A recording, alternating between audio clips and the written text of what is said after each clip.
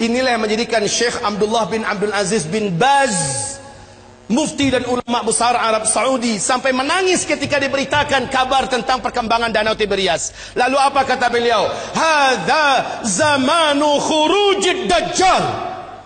Inilah dia zaman kita, zaman saya, zaman tuan-tuan dan puan-puan semua, zaman bapak ibu dan zaman anak-anak kita masih hidup. Makhluk terlaknat ini akan keluar, Dajjal.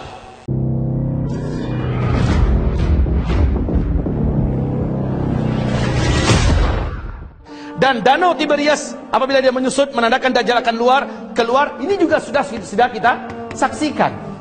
Bagaimana kita ingin membantah kaum muslimin? Kita yang tidak boleh itu menentukan tanggal sekian, bulan sekian, tahun anu, itu baru haram.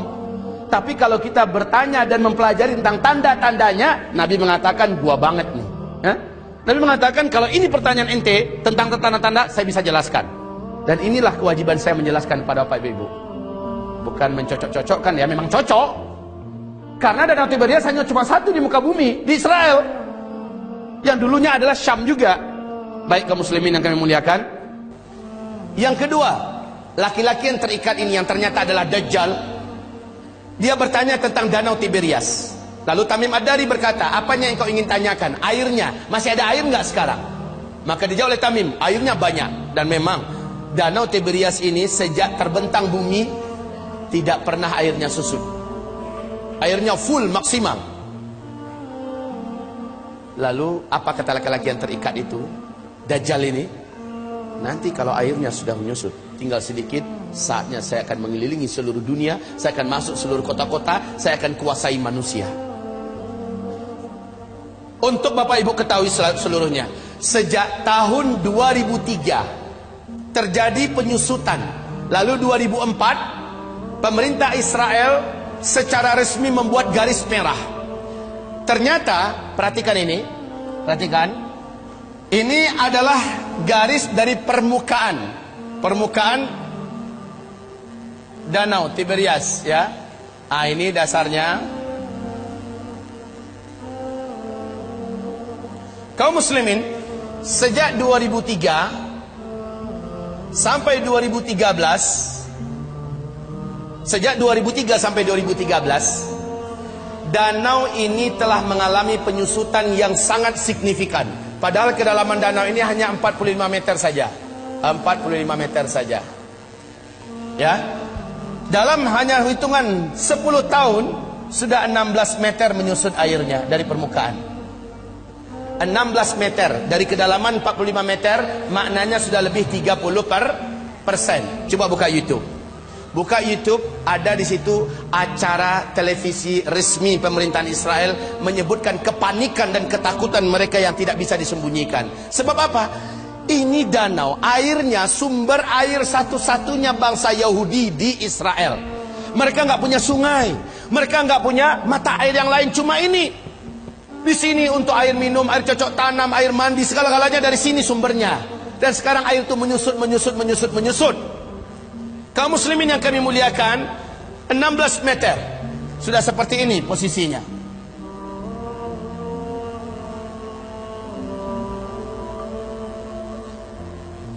Tahun 2015 akhir 2015, bahagian yang paling menonjol dari danau ini sudah muncul seperti pulau-pulau kecil. Kelihatan seperti pulau-pulau kecil di atas permukaan danau.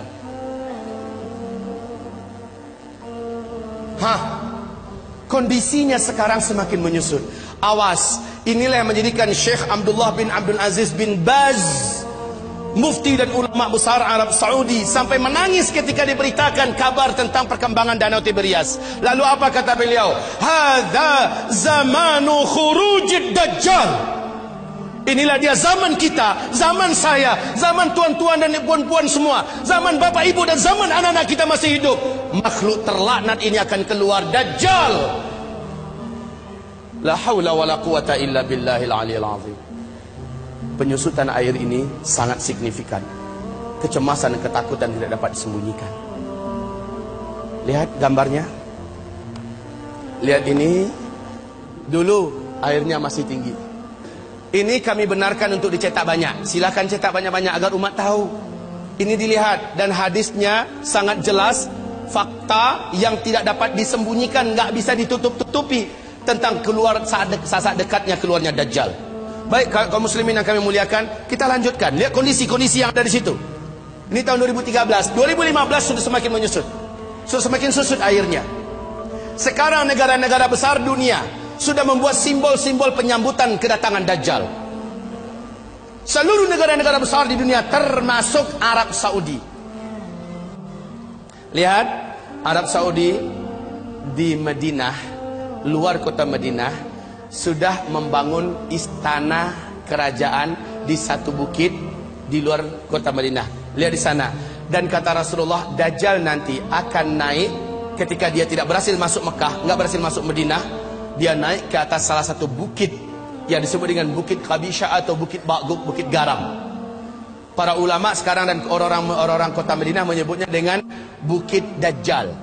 Ternyata ketika Dajjal naik ke atas, dia menunjuk ke arah Masjid Nabawi.